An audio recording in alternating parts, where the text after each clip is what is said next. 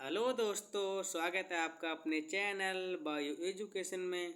तो दोस्तों, आज के वीडियो में हम पॉलिटी में दोस्तों शुरुआत करेंगे भारतीय संविधान से। तो दोस्तों, आज के वीडियो में हम पूरा संविधान पढ़ेंगे कि संविधान हमारा किस प्रकार बना और दोस्तों हमारे संविधान में क्या क्या है। और दोस्तों, इसके जो अगला वीडियो बनाऊंगा दोस्तों, वो वीडियो ऐसा है कि दोस्तों आप में उसको सभी हमारे अनुच्छेद वगैरह आर्टिकल सब पढ़ाऊंगा। उसमें केवल दोस्तों इस वीडियो में मैं आपको पढ़ाऊंगा कि हमारा संविधान कैसे बना और हमारे संविधान दोस्तों है क्या क्या। तो दोस्तों, जैसा कि हम जानते हैं कि अंग्रेज़ों ने हमारे देश पर लगभग 200 वर्षों तक शासन किया था। तो दोस्तों, कड़ी मेहनत के बाद दोस्तों हमें 1947 में अंग्रेज़ों से आज़ादी मिली। तो दोस्तों, जब आज़ादी मिली तो दोस्तों हमारे देश में क्या नियम कानून बनाए जाएं, कैसे हमारा देश चलेगा, दोस्तों उसके लिए संविधान बनाना ज़रूरी था। तो दोस्तों 26 नवंबर 1949 को संविधान सभा ने संविधान को बनाकर तैयार कर लिया था। और बाकी दोस्तों संविधान को बनाने में 2 वर्ष 11 माह 18 दिन लगे थे। दोस्तों, संविधान को लिखने वाली सभा में 299 सदस्य थे। और दोस्तों संविधान सभा के अध्यक्ष डॉक्टर राजेंद्र प्रसाद थे। और बाकी दोस्तों हमारा संविधान विश्व का सबसे बड़ा लिखित संविधान है। तो दोस्तों अब हम इसमें चलो वीडियो को शुरू करते हैं कि हमारा संविधान बना कैसे। और दोस्तों वो तो आप समझ ही गए होंगे कि संविधान बनाने की ज़रूरत किसी देश को क्यों पड़ती है, क्योंकि दोस्तों बिना संविधान के देश में चलता है, पर दोस्तों इस प्रकार नहीं चल सकता है, क्योंकि पूरी व्यवस्था देश की संविधान के ऊपर लागू होती है। जैसे दोस्तों हमारा संविधान है, तो हमारे संविधान में 395 अनुच्छेद हैं। तो दोस्तों सभी अनुच्छेदों में एक न एक कानून का उल्लेख किया गया है कि दोस्तों नागरिकों को क्या कर्तव्य होंगे, क्या अधिकार होंगे। तो दोस्तों इसी के लिए संविधान बनाने की ज़रूरत पड़ती है। तो दोस्तों अब हम वीडियो को शुरू करते हैं। तो दोस्तों अब हम वीडियो में देखेंगे कि दोस्तों हमारा संविधान बना कैसे। दोस्तों मैं आपको किताब से इसलिए पढ़ा रहा हूँ क्योंकि दोस्तों मेरे पास ब्लैक बोर्ड भी नहीं है दोस्तों, कोई कैमरा भी नहीं है दोस्तों, ये वीडियो मैं अपने हाथ से शूट कर रहा हूँ, इसीलिए दोस्तों मुझे आपको किताब से पढ़ाना पड़ रहा है। तो दोस्तों आप इसको भी ध्यान से सुनें और दोस्तों अपने नोट्स प्रिपेयर करें, उसे पढ़ें और दोस्तों अपने एग्ज़ाम में अच्छा करें। तो दोस्तों अब शुरू करते हैं वीडियो को। इतने बड़े देश के लिए ये सब बातें सोचना कोई आसान काम नहीं था। दोस्तों बातें क्या सोचना नहीं था दोस्तों, ये ऊपर जो लिखा हुआ है जैसे कि दोस्तों इसमें कहा कि क्या आप बता सकते हैं कि स्वतंत्रता से पूर्व भारत में किसका शासन था। आज़ादी से पूर्व भारत में अंग्रेज़ों का राज था। अंग्रेज ही तय करते थे कि भारत के लोगों के लिए कानून कैसे बनेंगे और कौन उन्हें लागू करेगा। यहाँ का शासन उस तरह चलता था जिस तरह इंग्लैंड की सरकार उसे चलाना चाहती थी। उसी समय से कई भारतीय सोच रहे थे कि यह बात ठीक नहीं है, किसी दूसरे देश के लोग हमारे लिए कानून व नियम कैसे बना सकते हैं। उन्होंने इस बात के लिए स्वतंत्रता संघर्ष शुरू किया कि भारत के लोगों को स्वयं अपना कानून बनाने और अपना शासन चलाने का हक मिल सके। तो दोस्तों ये इसमें दिया है कि इतने बड़े देश के लिए ये सब बातें सोचना कोई आसान काम नहीं था। अब दोस्तों इसमें दिया है कोई एक व्यक्ति इस काम को अकेले कर भी नहीं सकता था। दोस्तों जैसी बात है, इतना बड़ा हमारा संविधान है, विश्व का सबसे बड़ा दोस्तों, तो अकेले आदमी कोई नहीं कर पाएगा। तो दोस्तों भारत के हर प्रांत के पुरुषों एवं महिलाओं ने स्वतंत्रता की लड़ाई लड़ी थी, इसलिए यह भी जरूरी था कि नियम कानून बनाने में हर प्रांत के पुरुषों एवं महिलाओं अर्थात सभी लोगों का हाथ हो। बिल्कुल दोस्तों सही बात है। इस काम को करने के लिए सन 1946 में एक संविधान सभा बनाई गई। इसमें 389 लोग थे जो भारत के हर प्रांत से आए थे। कुछ लोग जिनके नाम आपने सुने होंगे दोस्तों, वे थे सरोजिनी नायडू, विजयलक्ष्मी पंडित, मौलाना अबुल कलाम आज़ाद, जवाहरलाल नेहरू, दोस्तों भारत के प्रथम प्रधानमंत्री HB कामत। इस सभा के अध्यक्ष डॉक्टर राजेंद्र प्रसाद थे। संविधान सभा की एक प्रारूप समिति ड्राफ्टिंग कमेटी भी बनी जिसने संविधान लिखने का काम किया। इस समिति के अध्यक्ष डॉक्टर भीमराव अंबेडकर जी थे। संविधान सभा ने 26 नवंबर 1949 को स्वतंत्र भारत के संविधान को स्वीकार किया। इस संविधान को 26 जनवरी 1950 को संपूर्ण भारत में लागू किया गया, तभी से 26 जनवरी को गणतंत्र दिवस के रूप में मनाते हैं। ये दोस्तों इसमें फोटो दिखाया गया है कि जवाहरलाल नेहरू संविधान पर हस्ताक्षर करते हुए। दोस्तों इसमें दिया है कुछ डॉक्टर भीमराव अम्बेडकर जी के बारे में। दोस्तों जो भारतीय संविधान के जनक या पिता कहे जाते हैं, डॉक्टर भीमराव अम्बेडकर जी ने लंदन में गोलमेज सम्मेलन में प्रतिभाग किया था। वे मानते थे कि दलितों ने सामाजिक उत्थान के लिए उनकी राजनीतिक भागीदारी आवश्यक है, इसलिए उन्होंने दलितों के लिए अलग से निर्वाचन की मांग की, जिसके फलस्वरूप विधानमंडलों में दलितों के स्थान आरक्षित कर दिए गए। आपने शायद कभी किसी को यह कहते हुए सुना होगा कि भारत एक लोकतांत्रिक देश है। इसका मतलब यह है कि सरकार बनाने और बदलने में सभी लोगों की भागीदारी होनी चाहिए। दूसरी बात यह है कि लोकतांत्रिक देश में राष्ट्रपति, प्रधानमंत्री, मुख्यमंत्री, कोई भी व्यक्ति चाहे वह कितने भी ऊंचे पद पर हो, अपने मन से काम नहीं कर सकता। यहाँ तक कि पूरी सरकार भी अपनी मनमानी नहीं कर सकती। जिस देश में लोकतांत्रिक सरकार होती है वहाँ एक संविधान होता है। संविधान में देश के कामकाज के बारे में बहुत सारी बातें लिखी होती हैं। देश के प्रत्येक नागरिक को संविधान के अनुसार ही काम करना पड़ता है। संविधान में यह भी लिखा है कि यदि कोई भी गैर संवैधानिक यानी संविधान में लिखी बातों के खिलाफ काम करता है तो इसके बारे में क्या किया जाना चाहिए। अब दोस्तों देखते हैं हमारा संविधान, मतलब दोस्तों भारतीय संविधान लिखित एवं विशाल संविधान है। इसमें आवश्यकता पड़ने पर संशोधन एवं परिवर्तन किया जा सकता है। मूल संविधान में कुल 22 भाग, 395 अनुच्छेद व 8 अनुसूचियाँ थीं। वर्तमान में अनुसूचियों की संख्या बढ़कर 12 हो गई है। आइए दोस्तों हमारे संविधान में क्या है इसके बारे में जानें। सबसे पहले हमारे संविधान में प्रस्तावना है, जिसमें संविधान को उद्देश्य दिए गए हैं। अपने संविधान को समझने से पहले इसकी प्रस्तावना में दिए गए उद्देश्यों पर विचार करें जो निम्नवत हैं। दोस्तों ये हमारे भारतीय संविधान की प्रस्तावना दोस्तों संविधान की आत्मा कही जाती है। और बाकी दोस्तों जो भारतीय संविधान का आर्टिकल 32 है दोस्तों, उसको भीमराव अम्बेडकर ने संविधान की आत्मा कहा है। तो दोस्तों भारतीय संविधान की हम भारत को एक संपूर्ण प्रभुत्व संपन्न समाजवादी पंथ निरपेक्ष लोकतंत्रात्मक गणराज्य बनाने के लिए तथा उसके समस्त नागरिकों को सामाजिक, आर्थिक और राजनीतिक न्याय, विचार, अभिव्यक्ति, विश्वास, धर्म और उपासना की स्वतंत्रता, प्रतिष्ठा और अवसर की समता प्राप्त कराने के लिए तथा उन सब में व्यक्ति की गरिमा और राष्ट्र की एकता और अखंडता सुनिश्चित करने वाली बंधुता बढ़ाने के लिए दृढ़ संकल्प होकर अपनी इस संविधान सभा में आज तारीख 26 नवंबर 1949 ईस्वी शुक्ल सप्तमी संवत 2006 विक्रमी को ऐदत द्वारा इस संविधान को अंगीकृत, अधिनियमित और आत्मर्पित करते हैं। तो दोस्तों ये तो हमारे भारतीय संविधान की प्रस्तावना है। अब दोस्तों जो प्रस्तावना में आपको दिखाया लीले लीले शब्द लिखे हुए हैं दोस्तों, इनके बारे में पढ़ेंगे हम विस्तार से कि इनका मतलब क्या है। दोस्तों सबसे पहले इसमें है प्रभुत्व संपन्न राज्य। तो दोस्तों भारत की सरकार आंतरिक एवं बाहरी मामलों में अपनी इच्छा अनुसार आचरण एवं कार्य करने को पूर्ण स्वतंत्र है, इसलिए भारत को प्रभुत्व संपन्न राज्य कहा गया है। समाजवाद, हमारा लक्ष्य समाजवादी राज्य की स्थापना करना है। यहाँ समाजवाद का अर्थ है सरकार लोगों की आर्थिक स्थिति में समानता लाने का प्रयास करे। पंथ निरपेक्ष, राज्य किसी विशेष धर्म को राज्य धर्म के रूप में मान्यता प्रदान नहीं की जाएगी, वरन सभी धर्मों को समान तथा दोस्तों साथ व्यवहार करता है। मतलब दोस्तों सभी धर्मों का समान व्यवहार करता है भारत में, इस बात का उल्लेख है संविधान में। लोकतांत्रिक गणराज्य, भारत की सरकार जनता के लिए तथा जनता द्वारा चुनी जाती है, इसीलिए इसे लोकतंत्रात्मक कहा जाता है। भारत का राष्ट्राध्यक्ष राष्ट्रपति वंशानुगत होकर निर्वाचित होता है, इसलिए भारत को गणराज्य कहा गया है। मतलब दोस्तों भारत का राष्ट्राध्यक्ष मतलब राष्ट्रपति वंशानुगत न होकर निर्वाचित होता है, इसलिए भारत को गणराज्य कहा गया है।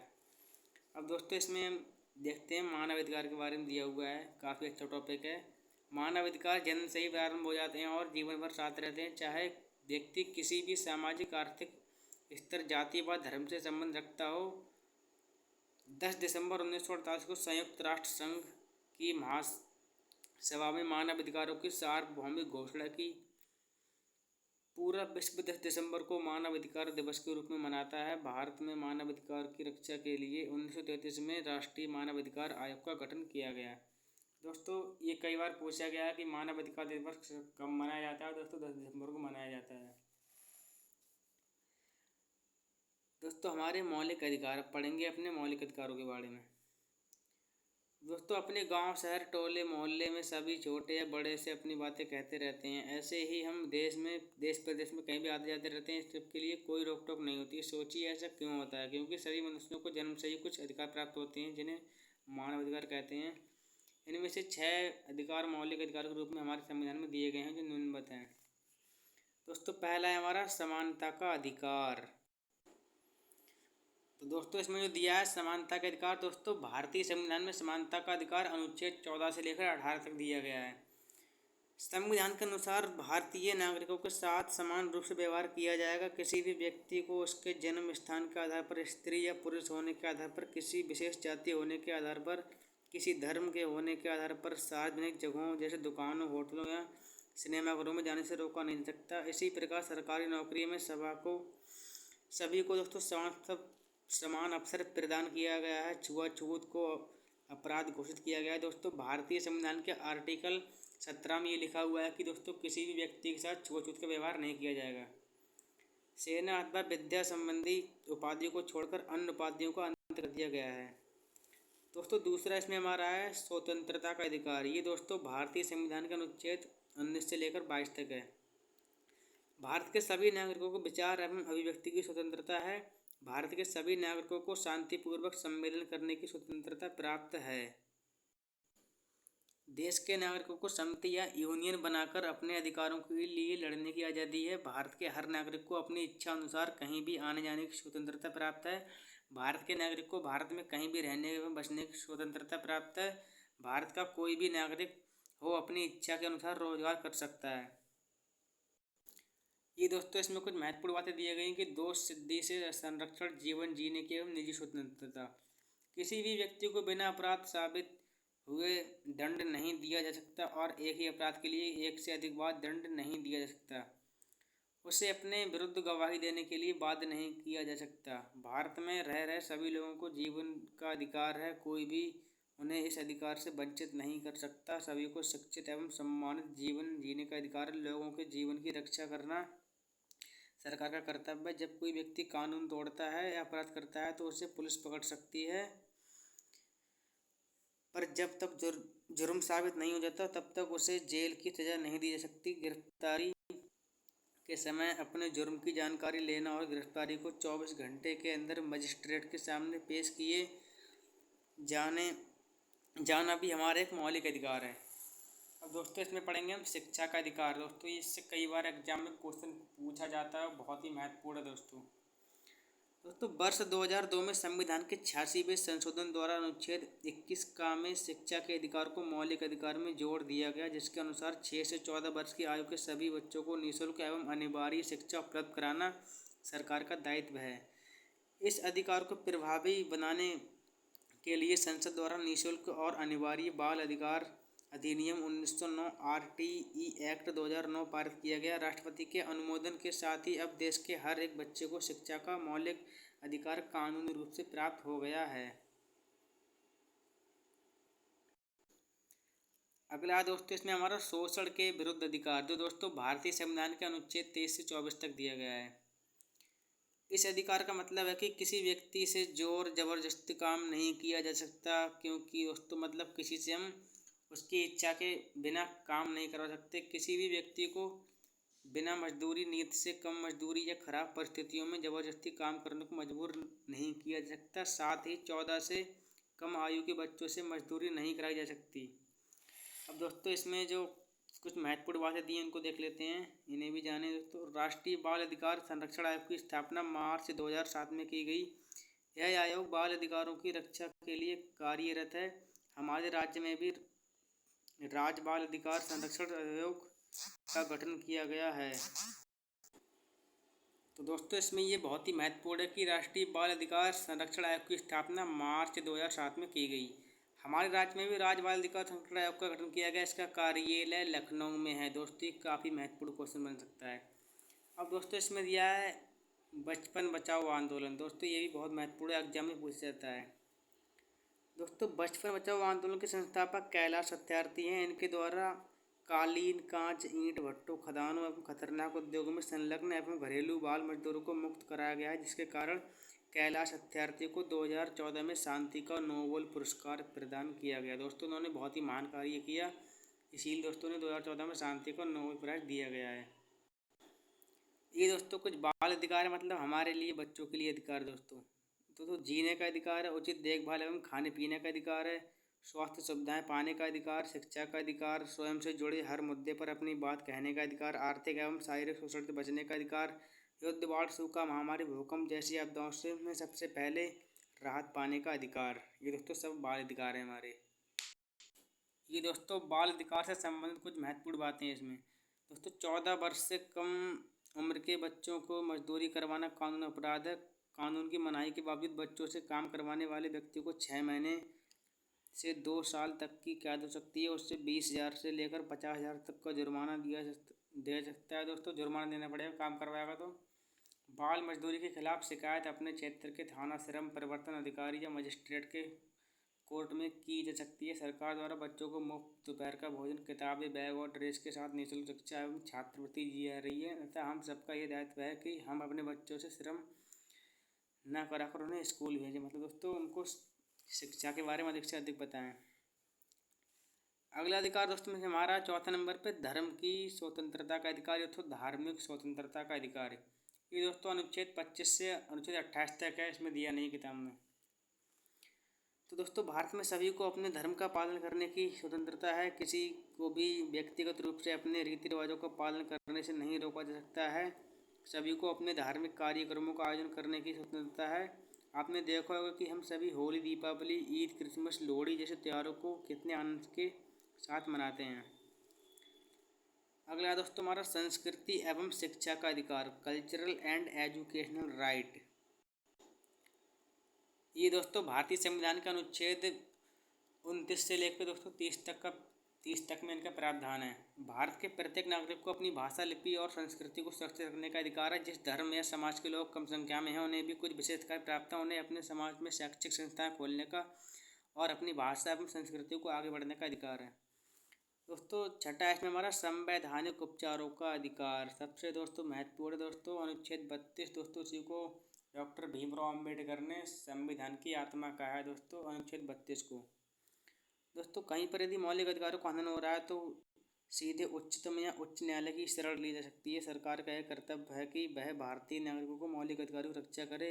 यदि वह ऐसा नहीं करती तो उसके विरुद्ध लोकहित का मुकदमा किया जा सकता है। दोस्तों इसमें देख लेते हैं कि लोकहित का मुकदमा क्या होता है। दोस्तों जिनके मौलिक अधिकारों का हनन किया जा रहा है उनकी ओर से कोई भी व्यक्ति लोकहित में मुकदमा कर सकता है। संविधान में जहां नागरिकों के मूल अधिकार दिए गए हैं वहीं देश की एकता और अखंडता को बनाए रखने के लिए आपातकाल की व्यवस्था भी की गई है। देश में बाह्य आक्रमण, युद्ध अथवा सशस्त्र विद्रोह की स्थिति भी आपातकाल लागू किया जा सकता है। आपातकाल के दौरान राष्ट्रपति मतलब दोस्तों राष्ट्र हित में नागरिकों के कुछ मूल अधिकार भी स्थगित किए जा सकते हैं। दोस्तों इसमें शब्द आया दोस्तों आपातकाल। तो दोस्तों मैं आपको बता दूं कि भारत में दोस्तों जो पहला आपातकाल है दोस्तों वो स्थिति की घोषणा मतलब दोस्तों पहले आपातकालीन घोषणा भारत में 1962 में भारत और चीन युद्ध के बीच दोस्तों हुई थी 1962 में। और दोस्तों जो दूसरे आपातकालीन घोषणा दोस्तों 1971 में भारत और पाकिस्तान युद्ध के बीच हुई थी दिसंबर 1971 में। दोस्तों जो तीसरा आपातकाल है दोस्तों ये हमारा 1975 में दोस्तों तीसरे आपातकाल की घोषणा हुई थी। दोस्तों इसको आपको याद रखना है, ये एग्जाम में पूछा जाता है बार बार। तो दोस्तों हम देखते हैं कि राज्य की नीति निर्देशक तत्व, directive principles of state policy. संविधान में सरकार को नीतियां बनाने के लिए कुछ निर्देश दिए गए हैं जिन्हें नीति निर्देशक तत्व कहते हैं। राज्य नीति निर्देशक तत्वों का पालन करने के लिए हर संभव प्रयास करेगा, किंतु इसको लागू न होने पर राज्य के विरुद्ध न्यायालय ही शरण नहीं ले सकती। कुछ नीति निर्देशक तत्व निम्नलिखित दिए गए हैं दोस्तों, देखते हैं। बच्चों को अपने विकास के लिए स्वतंत्र और सम्मान का भरा वातावरण मिले। सरकार को ऐसी नीति बनानी चाहिए जिससे सभी को काम करने का अधिकार मिले। काम के लिए अच्छा एवं स्वस्थ वातावरण मिले, आराम एवं सम्मान से रहने लायक वेतन और उद्योगों का संचालन में मजदूरों की भी भागीदारी हो। नीतियाँ ऐसी हों जिससे समान काम के लिए समान मजदूरी मिले, स्त्री एवं पुरुषों के वेतन या मजदूरी में किसी प्रकार का भेदभाव न किया जाए। ऐसी नीतियाँ न बनाई जाएं कि जिससे कुछ लोगों के पास अधिक धन हो जाए और अन्य लोग निर्धन बने रहें। सभी पुरुषों और स्त्रियों को पर्याप्त रोजगार दिलाने के लिए नीति बनाई जाए। किसी को भी ऐसा काम करने पर मजबूर ना होना पड़े जिससे उसके साथ स्वास्थ्य पर दोस्तों उसके स्वास्थ्य पर बुरा असर पड़े। निःशुल्क कानूनी सहायता उपलब्ध कराना जिससे गरीबों को न्याय प्राप्त हो सके। पर्यावरण एवं वन्य जीवों की रक्षा का प्रयास करना। राज्य को निर्दिष्ट किया गया है कि वह कार्यपालिका को न्यायपालिका से पृथक रखे। अंतर्राष्ट्रीय शांति एवं सुरक्षा हेतु प्रयास करना। तो दोस्तों यहाँ तक हमारी वीडियो अच्छी चल रही दोस्तों। अब हम इसमें देखते हैं कि हमारे संविधान में मौलिक कर्तव्य दिए गए दोस्तों, उनके बारे में पढ़ते हैं। Our fundamental duties. तो दोस्तों मैं आपको इससे पहले कुछ बता दूँ कि दोस्तों हमारे संविधान में मौलिक कर्तव्य दोस्तों मूल संविधान में एक भी नहीं था दोस्तों। ये दोस्तों 42वां संविधान 1976 में हुआ था। तो दोस्तों सरदार सूर्य सिंह समिति की सिफारिश पर दोस्तों हमारे संविधान में केवल 10 मौलिक कर्तव्य जोड़े गए थे। और दोस्तों भारतीय संविधान के अनुच्छेद जो दोस्तों 51 का है दोस्तों, उसमें मौलिक कर्तव्य का दोस्तों उल्लेख किया गया है। और दोस्तों बाकी हमारे मूल संविधान में केवल एक भी नहीं था दोस्तों। 42वें संविधान संशोधन के द्वारा 10 मौलिक कर्तव्य जोड़े गए दोस्तों, वर्तमान में 11 हो गए हैं। अभी तक आपने अपने मौलिक अधिकारों को जाना, परंतु हमारे मौलिक कर्तव्य भी हैं। इन मौलिक कर्तव्यों को 1976 में संविधान में जोड़ा गया, जिसके अनुसार भारत के प्रत्येक नागरिक का यह कर्तव्य होगा कि दोस्तों पहला है इसमें संविधान का पालन करें और उसके आदर्शों, संस्थाओं और राष्ट्रगान का आदर करें। नंबर दूसरा, स्वतंत्रता के लिए हमारे राष्ट्रीय आंदोलन को प्रेरित करने वाले उच्च आदर्शों को हृदय में संजोए और उनका पालन करें। तीसरा, भारत की संप्रभुता, एकता और अखंडता की रक्षा करें और उसे अक्षुण्ण बनाए रखें। चौथा है, देश की रक्षा करें और आह्वान किए जाने पर राष्ट्र की सेवा करें। पांचवा, भारत के सभी लोगों में समरसता और समान भ्रातृत्व की भावना का निर्माण करें, जो धर्म, भाषा और प्रदेश या वर्ग पर आधारित सभी भेदभाव से परे हो। ऐसी प्रथाओं का त्याग करें जो स्त्रियों के सम्मान के विरुद्ध हो। छठा है दोस्तों हमारा भारतीय संस्कृति के गौरव को समझे और उसका सम्मान करें। सातवां है प्राकृतिक पर्यावरण की, जिसके अंतर्गत वन, झील, नदी और वन्य जीव हैं, रक्षा करें और उनका संवर्धन करें तथा प्राणी मात्र के प्रति दयाभाव रखें। आठवां है दोस्तों हमारा वैज्ञानिक दृष्टिकोण, मानववाद, ज्ञान अर्जन तथा सुधार की भावना का विकास करें। नौवां है दोस्तों हमारा सार्वजनिक संपत्ति को सुरक्षित रखें और हिंसा से दूर रहे। 10वां है व्यक्तिगत और सामूहिक गतिविधियों के सभी क्षेत्रों में उत्कर्ष की ओर बढ़ने का सतत प्रयास करें, जिससे राष्ट्र निरंतर बढ़ते हुए प्रयत्न और उपलब्धि की नई ऊंचाइयों को छू ले। 10वां हमारा हर माता पिता या संरक्षक 6 से 14 वर्ष की आयु के वर्ग के अपने बच्चे या अपने बाल्य को शिक्षा के लिए अवसर प्रदान करें। यह कर्तव्य 2002 में संविधान में जोड़ा गया। दोस्तों 2002 में हमारे संविधान दोस्तों 86वां संविधान संशोधन हुआ था। वर्तमान में मौलिक कर्तव्य की संख्या दोस्तों 11 हो गई है। मूल अधिकार एवं मूल कर्तव्य परस्पर जुड़े हुए हैं। हमें अपने अधिकारों के प्रति जागरूक होने के साथ साथ अपने कर्तव्यों का भी दोस्तों पालन करना चाहिए। ये दोस्तों इसमें महत्वपूर्ण बातें दी हैं कि दोस्तों भारतीय संविधान की प्रस्तावना मौलिक अधिकार, मौलिक कर्तव्य एवं नीति निर्देशक तत्व में समानता के सिद्धांत को समाहित किया गया है। दोस्तों भारतीय संविधान की प्रस्तावना में संविधान न केवल महिलाओं को समानता का अधिकार देता है, बल्कि महिलाओं के प्रति जागरूक होने वाले दोस्तों महिलाओं के प्रति होने वाले भेदभाव को दूर करने के पक्ष में राज्यों को सकारात्मक नीतियां अपनाने की शक्तियां भी देता है। दोस्तों अगले इसमें कुछ प्रश्न दिए हैं दोस्तों लास्ट चैप्टर के लास्ट में। दोस्तों हमारा चैप्टर यहाँ पर समाप्त हो गया दोस्तों कि हमारा संविधान कैसे बना। दोस्तों संविधान में क्या क्या है दोस्तों, इसमें हमने मौलिक कर्तव्य दोस्तों, मूल अधिकार दोस्तों अपने इसमें पढ़ लिए हैं। और बाकी दोस्तों संविधान की प्रस्तावना पढ़ी दोस्तों, संविधान का निर्माण पढ़ा, कैसे हुआ, कब हुआ, कितना समय लगा। तो इसमें दोस्तों क्वेश्चन दिया हुआ है हमारा कि संविधान सभा के अध्यक्ष थे, तो दोस्तों डॉक्टर राजेंद्र प्रसाद। अगला दोस्तों हमारा मौलिक अधिकारों की संख्या है। तो दोस्तों मौलिक अधिकारों की संख्या हमारी कितनी है दोस्तों, 6 है। अगले दिया है दोस्तों संविधान सभा के बारे में लिखिए दोस्तों। वही लिखना है कि दोस्तों संविधान सभा ने हमारा संविधान बनाया 2 वर्ष 11 माह 18 दिन में दोस्तों, 299 सदस्य थे, उसके बारे में लिखना है सब इसमें। संविधान की प्रस्तावना में कहा गया कि भारत एक पंथ निरपेक्ष राज्य है दोस्तों। इसका क्या अभिप्राय है दोस्तों, ये भी लिख सकते हैं, हमने पढ़ा था अभी। भारत लोकतांत्रिक राज्य होने के साथ साथ गणराज्य भी दोस्तों स्पष्ट कीजिए, ये भी दोस्तों हो जाएगा कि दोस्तों संविधान में दोस्तों इस बात का उल्लेख किया गया कि दोस्तों भारत तथा राज्यों का संघ होगा। नागरिकों के लिए मौलिक अधिकार क्यों जरूरी है दोस्तों लिखिए। तो दोस्तों हम सभी जानते हैं दोस्तों, अगर हमारे पास ये नहीं होंगे दोस्तों तो हमारा हनन नहीं होगा। अगर दोस्तों हमारे पास ये नहीं होंगे तो दोस्तों हमसे कोई भी किसी भी बारी कार्य को करवा सकता है दोस्तों, हमारी बिना इच्छा के। दोस्तों समानता के अधिकार से आप क्या समझते हैं, उदाहरण देकर समझाइए, ये दोस्तों हम सब कर सकते हैं। नीति की निर्देशक तत्व राज्य के लिए कौन जरूरी, अभी पढ़ा था हमने। मौलिक अधिकारों और नीति निर्देशक तत्वों में कोई एक अंतर बताइए, लिख सकते हैं। बाकी दोस्तों इसमें इतने क्वेश्चन दिए गए हैं, इसको हम सब कर सकते हैं, आप देख लीजिए।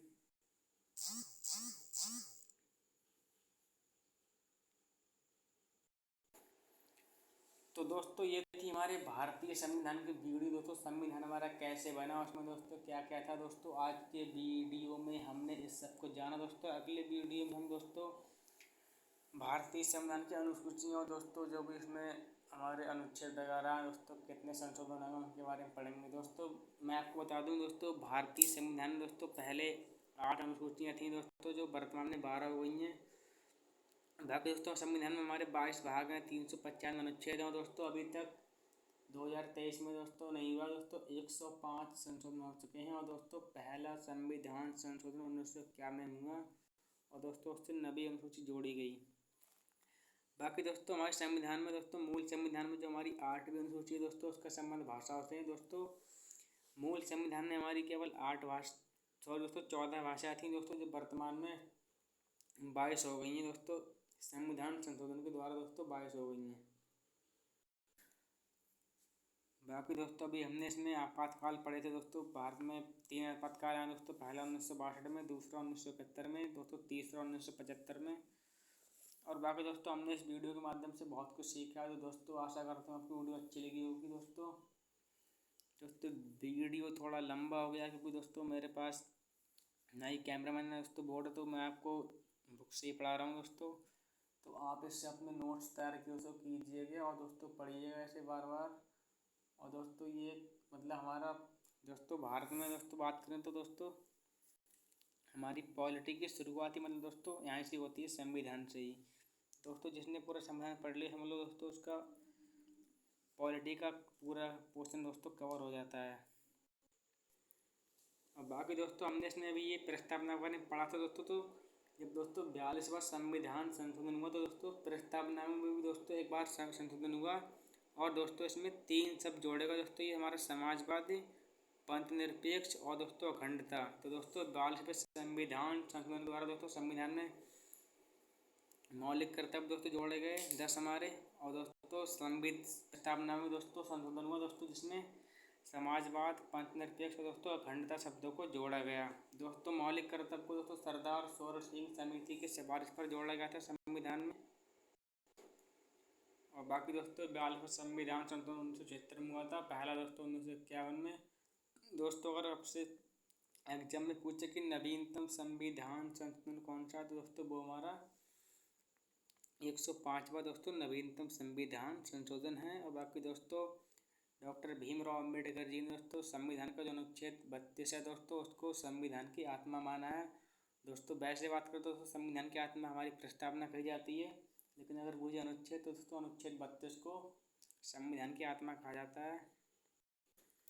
बाकी दोस्तों आज ये इसमें दिया है कि राष्ट्रीय बाल अधिकार संरक्षण आयोग की स्थापना 2007 में दोस्तों, आपको उसको याद रखना है, पूछा जाता है बेकार एग्जाम में।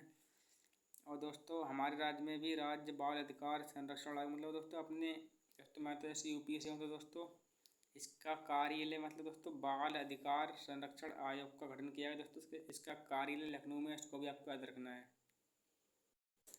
बाकी दोस्तों ये हमारे बाल अधिकार हैं, इसको भी आपको याद रखना है। और दोस्तों इसमें ये शिक्षा का अधिकार ही बहुत महत्वपूर्ण दोस्तों, आप इसको पढ़ लें और नोट कर लें, इससे भी दोस्तों कई बार एग्जाम में क्वेश्चन पूछा गया है। बाकी दोस्तों थैंक यू। आज के लिए इतना ही दोस्तों। इस वीडियो को आप ध्यान से देखें और दोस्तों अपने नोट्स प्रिपेयर करें और दोस्तों एग्जाम में अच्छा करें। Thank you. जय हिंद, जय भारत।